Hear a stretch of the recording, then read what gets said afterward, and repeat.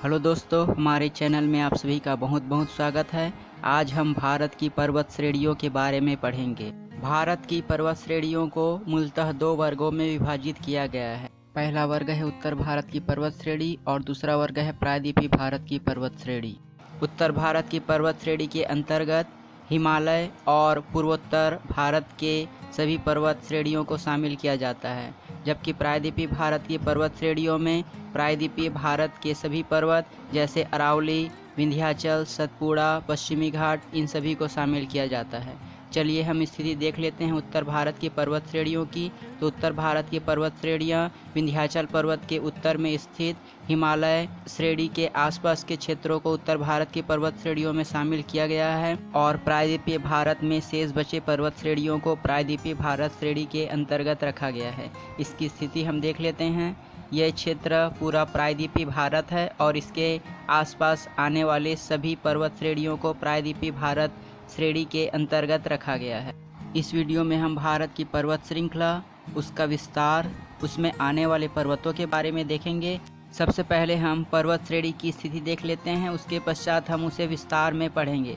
सबसे पहले हम उत्तर भारत की पर्वत श्रेणी देख लेते हैं। उत्तर भारत की पर्वत श्रेणी में पहला है महान हिमालय। महान हिमालय का विस्तार जम्मू कश्मीर से सिक्किम तक है। उसके पश्चात है मध्य हिमालय। मध्य हिमालय उसके समानांतर दक्षिण दिशा में स्थित है। उसके पश्चात है शिवालिक हिमालय। शिवालिक हिमालय पाकिस्तान के पुटवार से कोसी नदी तक फैला हुआ है। इसके पश्चात हम गारो, जो कि मेघालय में स्थित है, खासी, जयंतिका, ये तीनों समानांतर में मेघालय में स्थित है, इसके बारे में पढ़ेंगे। उसके पश्चात अरावली पर्वत श्रेणी, जो कि गुजरात से लेकर दिल्ली तक फैली हुई है, उसके बारे में पढ़ेंगे। उसके पश्चात हम विंध्याचल पर्वत श्रृंखला, जो कि गुजरात से लेकर बिहार तक फैला हुआ है, उसके बारे में पढ़ेंगे। और इसमें कौन कौन सी पर्वत श्रेणी है और किन किन राज्यों में किस नाम से जाना जाता है, उसे भी देखेंगे। उसके पश्चात हम पर्वत श्रेणी, जो कि विंध्याचल पर्वत के समानांतर है, उसे देखेंगे।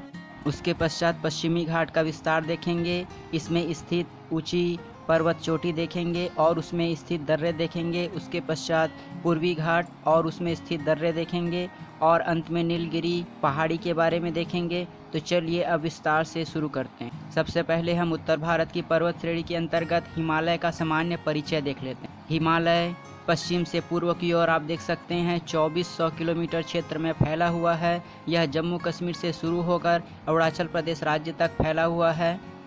इस क्षेत्र में प्रवाहित होने वाली प्रमुख नदियों की बात करें तो इस क्षेत्र में प्रवाहित होने वाली प्रमुख नदी है गंगा नदी, सिंधु नदी और ब्रह्मपुत्र नदी। तो ये हम सिंधु नदी देख सकते हैं, ये है गंगा नदी, और इसके पश्चात हम ब्रह्मपुत्र नदी, जो कि तिब्बत से निकलकर अरुणाचल प्रदेश होते हुए भारत में प्रवेश करती है, ये इस क्षेत्र की प्रमुख नदी है। सबसे ऊंची चोटी है माउंट एवरेस्ट। यह नेपाल में स्थित है, इसे सागर माथा के नाम से जाना जाता है। आप देख सकते हैं उसकी स्थिति, यह विश्व की सबसे ऊंची पर्वत चोटी है। यह भारत की सबसे ऊंची चोटी नहीं है, क्योंकि यह नेपाल में स्थित है। भारत की सबसे ऊंची चोटी K2 गॉडविन ऑस्टिन काराकोरम में है, जिसे हम आगे विस्तार से देखेंगे। अभी हम केवल हिमालय का सामान्य परिचय देख रहे हैं। एवरेस्ट की ऊंचाई 8,850 मीटर है। पूर्व के पुस्तकों में 8,848 मीटर दिया गया है। वह 2005 से पहले के सर्वेक्षण के अनुसार था। अभी वर्तमान स्थिति के अनुसार 2005 में सर्वे किया गया, जिसमें एवरेस्ट की ऊंचाई 8,850 मीटर है। हम हिमालय की विशेषता की बात करें तो हिमालय का निर्माण अभी भी जारी है, इस कारण इसे नवीनतम पर्वत कहा जाता है। हिमालय पर्वत एक वलित पर्वत है, और यह परीक्षा में पूछा जाता है कि हिमालय पर्वत किस प्रकार का पर्वत है, तो यह एक वलित पर्वत है। यह मोड़दार पर्वत है, क्योंकि यह मोड़दार चट्टानों से निर्मित है। अब हम हिमालय का निर्माण देख लेते हैं कि हिमालय का निर्माण कैसे हुआ और यह अभी भी कैसे जारी है। तो प्राचीन समय में टर्सरीय युग में जो आप देख सकते हैं स्थिति, वहाँ पर एक टेथिज नामक उथला सागर था। हिमालय के निर्माण की प्रक्रिया कई लाख हजार साल पहले से शुरू हुई है। यहाँ पर टेथिज नामक उथला सागर था, और यहाँ पर अंगारा लैंड था प्राचीन समय में, और यहाँ पर गोंडवाना लैंड था, जिसे भारत अभी भी गोंडवाना लैंड का हिस्सा माना जाता है। परीक्षा में यह पूछा जाता है कि भारत किस भूखंड का हिस्सा है, तो वह गोंडवाना लैंड का हिस्सा है। इसके निर्माण की प्रक्रिया देख लेते हैं। टेथिज नामक उथला सागर, जो कि वर्तमान में विलुप्त हो चुका है, और उसके स्थान पर हिमालय पर्वत है। तो यह टेथिस सागर जो है अंगारा लैंड और गोंडवाना लैंड दोनों के तट के मिट्टियों का निरंतर अपरदन होने लगा और कई हजार वर्षों तक यह प्रक्रिया चलती रही। उसके पश्चात टेथिस सागर में एकत्रित होने लगी। हम केवल भूगोल की दृष्टि से यह पढ़ रहे हैं, इसके पीछे बहुत सारे लॉजिक हैं और यह वैज्ञानिक प्रक्रिया है। उसके पश्चात अंगारा लैंड और गोंडवाना लैंड एक दूसरे की ओर खिसकने लगी और उस टेथिस सागर में स्थित मिट्टी ऊपर उठने लगी और हिमालय का निर्माण हुआ। यह खिसकने की प्रक्रिया आज भी जारी है। इस कारण हिमालय पर्वत श्रृंखला का निर्माण अभी भी जारी है। एवरेस्ट की ऊंचाई 2005 के पहले के सर्वेक्षण में 8,848 थी। वर्तमान समय 2005 के बाद सर्वेक्षण किया गया जिसमें 8,850 मीटर हुई। यह इसी कारण से है कि हिमालय के निर्माण की प्रक्रिया अभी भी जारी है। हम इसे केवल संक्षेप में देखेंगे। इसके पीछे बहुत सारे बल कार्य करते हैं जिसके कारण ये आपस में खिसक रहे हैं। अब हम हिमालय का वर्गीकरण देख लेते हैं कि इसके अंतर्गत कौन कौन से पर्वत श्रृंखला आती है। तो इसे 4 वर्गों में विभाजित किया गया है। पहला है ट्रांस हिमालय, दूसरा है महान हिमालय, तीसरा है मध्य हिमालय, चौथा है शिवालिक हिमालय। हम इसकी स्थिति देख लेते हैं, उसके पश्चात हम विस्तार से एक एक कर सबको समझेंगे। तो ये है ट्रांस हिमालय। ट्रांस हिमालय के अंतर्गत 4 पर्वत आती हैं। उसके पश्चात है महान हिमालय। महान हिमालय की स्थिति आप देख सकते हैं। अभी हम संक्षेप में केवल स्थिति देख रहे हैं, तत्पश्चात हम इसके बारे में विस्तार से पढ़ेंगे। उसके पश्चात है उसके जस्ट समानांतर मध्य हिमालय। उसके पश्चात है बाह्य हिमालय जिसे शिवालिक हिमालय भी कहा जाता है। इन हिमालयों को कई नामों से जाना जाता है, तो हम देख लेते हैं कि इन्हें किन किन नामों से जाना जाता है। इन तीनों हिमालय महान हिमालय, मध्य हिमालय और शिवालिक हिमालय को एक दूसरे के समानांतर वृत्त के रूप में लिया गया है और इसका एक केंद्र बिंदु माना गया है। उस केंद्र बिंदु के अंदर स्थित हिमालय जो महान हिमालय है उसे अंदर में स्थित होने के कारण आंतरिक हिमालय कहा जाता है और उसे केंद्रीय हिमालय भी कहा जाता है। और यह सबसे लंबा है, इस कारण इसे वृहत हिमालय कहा जाता है। अगला हिमालय है मध्य हिमालय जो बीच में स्थित है, इस कारण इसे मध्य हिमालय कहा जाता है और इसे हिमाचल हिमालय भी कहा जाता है क्योंकि यह हिमाचल प्रदेश राज्य में विस्तृत है। अगला हिमालय है बाह्य हिमालय। यह सबसे बाहरी भाग में स्थित है, इस कारण इसे बाह्य हिमालय कहा जाता है और इसका अन्य नाम है शिवालिक हिमालय। मध्य हिमालय छोटा होने के कारण उसे लघु हिमालय भी कहा जाता है। हम एक बार पुनः देख लेते हैं। महान हिमालय जो सबसे पहले है, महान हिमालय को आंतरिक हिमालय कहा जाता है और वृहत हिमालय कहा जाता है क्योंकि यह सबसे लंबा है। दूसरा है मध्य हिमालय। मध्य हिमालय छोटा होने के कारण उसे लघु हिमालय कहा जाता है और हिमाचल प्रदेश राज्य में स्थित होने के कारण इसे हिमाचल हिमालय कहा जाता है। आखिरी हिमालय है शिवालिक हिमालय। शिवालिक हिमालय सबसे बाहर में स्थित होने के कारण इसे बाह्य हिमालय कहा जाता है, तो हमें इसे याद रखना है। अब हम ट्रांस हिमालय के बारे में विस्तार से पढ़ते हैं। ट्रांस हिमालय की विस्तार की बात करें तो ट्रांस हिमालय जम्मू कश्मीर और हिमाचल प्रदेश राज्य में फैला हुआ है। इसे 4 उपवर्गों में बांटा गया है। पहली श्रेणी है काराकोरम श्रेणी, दूसरी है लद्दाख, तीसरी है जास्कर श्रेणी और चौथी है कैलाश श्रेणी। हम इसकी स्थिति देख लेते हैं, उसके पश्चात हम विस्तार से काराकोरम श्रेणी, लद्दाख, जास्कर और कैलाश श्रेणी के बारे में पढ़ेंगे। पहली श्रेणी है काराकोरम श्रेणी। काराकोरम श्रेणी जम्मू कश्मीर राज्य के उत्तरी छोर में स्थित है। उसके पश्चात है लद्दाख श्रेणी जो कि काराकोरम श्रेणी के समानांतर स्थित है और यह भी जम्मू कश्मीर राज्य में स्थित है। उसके पश्चात है जास्कर श्रेणी। जास्कर श्रेणी भी जम्मू कश्मीर राज्य में स्थित समानांतर में स्थित है। उसके पश्चात अंतिम है कैलाश श्रेणी। कैलाश श्रेणी जम्मू कश्मीर राज्य के साथ साथ तिब्बत के एक बड़े क्षेत्र में फैला हुआ है। अब हम सबसे पहले काराकोरम श्रेणी के बारे में पढ़ते हैं और उसकी विशेषताएं पढ़ते हैं और उसमें कौन कौन सी ग्लेशियर स्थित है उसे देख लेते हैं। तो चलिए स्टार्ट करते हैं। सबसे पहली श्रेणी है काराकोरम श्रेणी। काराकोरम श्रेणी को प्राचीन समय में कृष्णागिरी के नाम से जाना जाता है। परीक्षा में यह पूछा जाता है कि काराकोरम श्रेणी को किस अन्य नाम से जाना जाता है, तो वह है कृष्णागिरी। हम सबसे ऊंची चोटी की बात करें, इस काराकोरम श्रेणी में स्थित है K2 गाडविन आस्टीन। K2 गाडविन आस्टीन विश्व की दूसरी सबसे ऊंची पर्वत चोटी है और यह भारत की सबसे ऊंची पर्वत चोटी है। विश्व की पहली सबसे ऊंची चोटी माउंट एवरेस्ट है जो कि नेपाल में स्थित है, जबकि भारत की सबसे ऊंची चोटी K2 गाडविन आस्टीन है जो कि काराकोरम श्रेणी में स्थित है।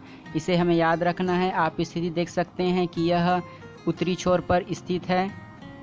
परीक्षा में यह पूछा जाता है कि भारत की सबसे ऊंची पर्वत चोटी कौन सी है, तो वह K2 गाडविन आस्टीन है और यह किस श्रेणी में स्थित है, तो वह काराकोरम श्रेणी में स्थित है। इस श्रेणी में 2 ग्लेशियर भी स्थित है, सियाचिन ग्लेशियर और बालतोरो ग्लेशियर। परीक्षा की दृष्टि से यह अत्यंत महत्वपूर्ण है। पूछा जाता है कि सियाचिन किस श्रेणी में स्थित है, तो वह काराकोरम श्रेणी में स्थित है। अब हम अगली श्रेणी देख लेते हैं, लद्दाख श्रेणी। लद्दाख श्रेणी समानांतर में स्थित है काराकोरम श्रेणी के, और यह पश्चिम से दक्षिण पूर्व दिशा में स्थित है। आप देख सकते हैं स्थिति उसकी। उसके पश्चात है जास्कर श्रेणी। इसका विस्तार जम्मू कश्मीर राज्य में है और यह भी समानांतर में स्थित है। और इसकी विशेषता की बात करें तो इन दोनों श्रेणियों के मध्य से सिंधु नदी प्रवाहित होती है। सिंधु नदी का उद्गम मानसरोवर झील से होता है। हमने नदियों की वीडियो भी बना रखी है, अगर आप देखना चाहते हैं तो नीचे लिंक दी गई है, वहां जाकर आप देख सकते हैं। इसके पश्चात हम अगली श्रेणी देख लेते हैं, कैलाश श्रेणी। कैलाश श्रेणी जम्मू कश्मीर के साथ साथ तिब्बत में फैला हुआ है और कैलाश श्रेणी की सबसे ऊंची चोटी है माउंट कैलाश, और सिंधु नदी का उद्गम इसके उत्तरी किनारे से हुआ है। इसके पश्चात हम हिमालय की अगली श्रेणी महान हिमालय के बारे में पढ़ेंगे। तो महान हिमालय की स्थिति आप देख सकते हैं। महान हिमालय की सबसे ऊंची चोटी माउंट एवरेस्ट है, जो कि नेपाल में स्थित है। और हमने पहले देखा कि इसे आंतरिक हिमालय भी कहा जाता है, क्योंकि यह केंद्र के अंदर में स्थित है। केंद्र में होने के कारण इसे केंद्रीय हिमालय कहा जाता है। इसका विस्तार जम्मू कश्मीर से अरुणाचल प्रदेश राज्य तक है और 2400 किलोमीटर क्षेत्र में फैला हुआ है। यह भारत के उत्तरी छोर में स्थित है। और प्राचीन नाम की बात करें तो काराकोरम को हमने अभी देखा कि कृष्णागिरी कहा जाता है, और एवरेस्ट को नेपाल में सागर माथा कहा जाता है। परीक्षा की दृष्टि से यह अत्यंत महत्वपूर्ण है। यह पूछा जाता है कि विश्व की सबसे ऊंची पर्वत चोटी कौन सी है, तो वह है माउंट एवरेस्ट, जो कि नेपाल में स्थित है। और भारत की सबसे ऊंची पर्वत चोटी कौन सी है, तो वह K2 गाडविन ऑस्टिन है, जो कि काराकोरम श्रेणी में स्थित है। और भारत की दूसरी सबसे ऊंची चोटी कंचनजंगा, जो कि सिक्किम में स्थित है। हम उसे आगे देखेंगे कि पहाड़ों की ऊंचाई के आधार पर उसका स्थिति भी देखेंगे। तो चलिए अब महान हिमालय में कौन कौन से पर्वत स्थित हैं उसे देख लेते हैं। तो सबसे पहला है नंगा पर्वत, जो कि जम्मू कश्मीर राज्य में स्थित है। दूसरा है कामेत, उत्तराखंड में है। नंदा देवी उत्तराखंड में है। धौलागिरी नेपाल में है। अन्नपूर्णा पर्वत नेपाल में है। माउंट एवरेस्ट नेपाल में है। मकालू पर्वत नेपाल में। कंचनजंगा सिक्किम में और नामचा बरुआ अरुणाचल प्रदेश में। ये सभी महान हिमालय के अंतर्गत आने वाली श्रेणियां हैं। इसे परीक्षा में इस दृष्टि से भी पूछा जाता है कि नंगा पर्वत किस राज्य में स्थित है, तो वह जम्मू कश्मीर में है। कंचनजंगा किस राज्य में स्थित है, वह सिक्किम में स्थित है। नामचा बरुआ कहाँ स्थित है, तो वह अरुणाचल प्रदेश में स्थित है। अब हम इन सभी पर्वतों की मैप में स्थिति देख लेते हैं। तो सबसे पहले हम नंगा पर्वत जम्मू कश्मीर की स्थिति देख लेते हैं। नंगा पर्वत महान हिमालय का उत्तरी छोर है, जो कि जम्मू कश्मीर राज्य में स्थित है। उसके पश्चात कामेत है उत्तराखंड राज्य में। उसके पश्चात है नंदा देवी, यह भी उत्तराखंड में ही स्थित है। अब हम महान हिमालय के अंतर्गत नेपाल में आने वाले पर्वतों के बारे में पढ़ेंगे। पहला है धौलागिरी, आप देख सकते हैं उसकी स्थिति, यह नेपाल में स्थित है। उसके पश्चात है अन्नपूर्णा, उसी के समानांतर दक्षिण में स्थित है। उसके पश्चात माउंट एवरेस्ट भी समानांतर स्थित है पूर्व दिशा में। उसके पश्चात है मकालू, ये सभी चारों नेपाल में स्थित हैं। मकालू की स्थिति आप देख सकते हैं। उसके पश्चात है कंचनजंगा, जो कि भारत की दूसरी सबसे ऊंची पर्वत चोटी है, जो कि सिक्किम में स्थित है। आप सिक्किम में उसकी स्थिति देख सकते हैं कंचनजंगा की। महान हिमालय के सबसे अंतिम छोर में स्थित है, वह है नामचा बरुआ अरुणाचल प्रदेश में। इस स्थिति को आप ध्यान से देखिए, क्योंकि परीक्षा में सीधा पूछा जाता है कि कंचनजंगा कहाँ स्थित है, तो वह सिक्किम में स्थित है। अब हम ऊंचाई का क्रम देख लेते हैं। तो सबसे ऊंचा पर्वत है माउंट एवरेस्ट, जो कि विश्व की सबसे ऊंची पर्वत चोटी है, जिसकी ऊंचाई 8,850 मीटर है। उसके पश्चात है K2 गाडविन ऑस्टिन, जो कि भारत की सबसे ऊंची पर्वत चोटी है। अगर हमसे पूछा जाए कि भारत की सबसे ऊंची पर्वत चोटी कौन सी है, तो K2 गाडविन ऑस्टिन, जो कि काराकोरम जम्मू कश्मीर में स्थित है। उसके पश्चात है कंचनजंगा सिक्किम, जिसकी ऊंचाई है 8,598 मीटर। यह भारत की दूसरी सबसे ऊंची चोटी है, जो कि सिक्किम राज्य में स्थित है। उसके पश्चात है नंगा पर्वत, जो कि कश्मीर में है। और अन्नपूर्णा नेपाल सबसे अंतिम में है। अब हम स्थिति देख लेते हैं। माउंट एवरेस्ट नेपाल में स्थित है, विश्व की सबसे ऊंची चोटी। दूसरा है K2 गाडविन ऑस्टिन, जम्मू कश्मीर में स्थित है, जो कि काराकोरम श्रेणी में स्थित है। यह भारत की सबसे ऊंची पर्वत चोटी है और विश्व की दूसरी सबसे ऊंची पर्वत चोटी है। अगला है कंचनजंगा, भारत की दूसरी सबसे ऊंची चोटी। अगला है नंगा पर्वत, जो कि कश्मीर में स्थित है। और अंतिम है नेपाल में स्थित अन्नपूर्णा। आप सभी की स्थिति को ध्यान से देखिए और उसे याद रखिए। इसके पश्चात हम मध्य हिमालय के बारे में देख लेते हैं। मध्य हिमालय महान हिमालय और शिवालिक हिमालय के बीच में स्थित है और मध्य में स्थित होने के कारण इसे मध्य हिमालय कहा जाता है। यह छोटा है, इस कारण इसे लघु हिमालय भी कहा जाता है और हिमाचल प्रदेश राज्य में फैला होने के कारण इसे हिमाचल हिमालय भी कहा जाता है। इन अन्य नामों को हमें याद रखना है। परीक्षा में पूछा जाता है कि मध्य हिमालय को किस अन्य नाम से जाना जाता है, तो वह हिमाचल हिमालय है, लघु हिमालय है, इसे हमें याद रखना है। इस मध्य हिमालय में कुछ स्थान हैं जैसे शिमला, मसूरी, रानीखेत, अल्मोड़ा, दार्जिलिंग, कश्मीर की घाटी और काठमांडू घाटी, ये सभी मध्य हिमालय में स्थित है। हम उसकी स्थिति देख लेते हैं। शिमला और मसूरी हिमाचल प्रदेश में स्थित है, रानीखेत और अल्मोड़ा उत्तराखंड में स्थित है। उसके पश्चात दार्जिलिंग जो है पश्चिम बंगाल में स्थित है। काठमांडू की घाटी नेपाल में स्थित है। आप सभी की स्थिति को देखिए। उसके पश्चात कश्मीर की घाटी जो कि जम्मू कश्मीर राज्य में स्थित है।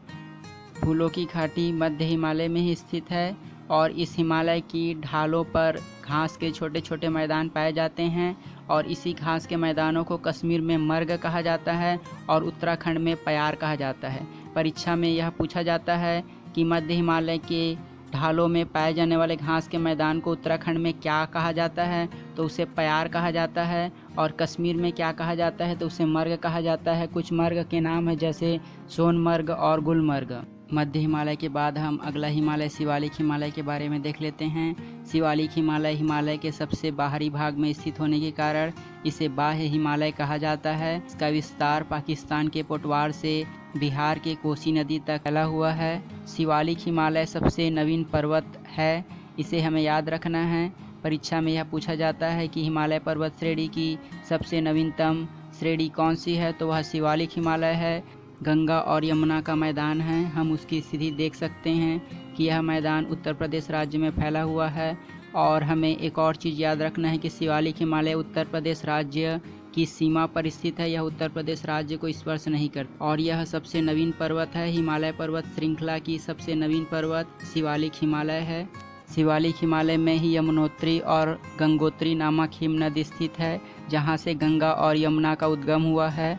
तो अगर परीक्षा में पूछा जाए कि यमुनोत्री हिमनद किस हिमालय में स्थित है, तो वह शिवालिक हिमालय। अभी हमने हिमालय का विभाजन देखा स्थिति के अनुसार। अब हम हिमालय का विभाजन देखते हैं नदी घाटी के अनुसार। तो नदी घाटी के अनुसार अर्थात प्रादेशिक वर्गीकरण और देशांतरीय वर्गीकरण सिडनी बुकार्ड नामक भूगोलवेत्ता के द्वारा यह विभाजन किया गया, जिसमें नदी घाटियों को आधार बनाकर हिमालय को विभाजित किया गया। इसके अंतर्गत 4 उपवर्ग आते हैं। पहला उपवर्ग है पंजाब हिमालय, दूसरा है कुमायूं हिमालय, तीसरा है नेपाल हिमालय और चौथा है असम हिमालय। सबसे पहले हम इन हिमालयों की स्थिति देख लेते हैं। उसके पश्चात हम विस्तार से सभी हिमालय और उसके अंतर्गत आने वाले हिमनद के बारे में पढ़ेंगे। तो यह है पंजाब हिमालय, उसके पश्चात है कुमायूं हिमालय, उसके पश्चात है नेपाल हिमालय जो कि नेपाल क्षेत्र में स्थित है, और आखिरी है असम हिमालय। असम हिमालय की स्थिति आप देख सकते हैं। अब हम इसके विभाजन का आधार देख लेते हैं कि किस आधार पर इसे विभाजित किया गया है। हिमालय का प्रादेशिक वर्गीकरण का आधार उनकी नदियां हैं। 2 नदियों के बीच के क्षेत्रों को अलग अलग हिमालय में विभाजित किया गया है। तो सबसे पहले पंजाब हिमालय को सिंधु और सतलज नदी के आधार पर वर्गीकृत किया गया है। सबसे पहले हम सिंधु नदी का प्रवाह क्षेत्र देख लेते हैं। उसके पश्चात अगला है सतलज नदी। इन दोनों नदियों के बीच के क्षेत्र को पंजाब हिमालय कहा जाता है। यह परीक्षा में पूछा जाता है कि पंजाब हिमालय किन 2 नदी घाटी के बीच में स्थित है, तो वह है सतलज और सिंधु नदी। इस हिमालय में कुछ ग्लेशियर स्थित है जैसे सियाचिन, हिस्पार, बियाफो। ये तीनों ग्लेशियर इस पंजाब हिमालय के अंतर्गत आती हैं। अगर परीक्षा में पूछा जाए कि सियाचिन ग्लेशियर किस हिमालय में स्थित है, तो वह है पंजाब हिमालय। अब हम अगला हिमालय देख लेते हैं। अगला हिमालय है कुमायूं हिमालय। कुमायूं हिमालय सतलज और काली नदी के मध्य में स्थित है। परीक्षा में पूछा जाए कि कुमायूं हिमालय किन 2 नदियों के बीच स्थित है, तो वह है सतलज और काली नदी। मुख्यतः उत्तराखंड राज्य में स्थित है। तो उत्तराखंड राज्य के अंतर्गत आने वाली सभी पर्वत श्रेणी और ग्लेशियर जैसे गंगोत्री, यमुनोत्री कुमायूं हिमालय के अंतर्गत ही आएंगी। अब हम अगला नेपाल हिमालय के बारे में देख लेते हैं। नेपाल हिमालय 2 नदियों के बीच में स्थित है, वह है काली नदी और तिस्ता नदी। इन दोनों के मध्य के क्षेत्र को नेपाल हिमालय के अंतर्गत रखा गया है। नेपाल में आने वाली सभी पर्वत चोटी इसके अंतर्गत आएगी, जैसे माउंट एवरेस्ट, अन्नपूर्णा, ये सभी नेपाल हिमालय के अंतर्गत ही आएंगी। साथ ही काठमांडू घाटी यह भी नेपाल हिमालय में ही आएंगी। इसके पश्चात हम असम हिमालय के बारे में देख लेते हैं। असम हिमालय को दो नदी घाटी के मध्य के क्षेत्र को रखा गया है, वह है तीस्ता नदी और दूसरी है ब्रह्मपुत्र नदी।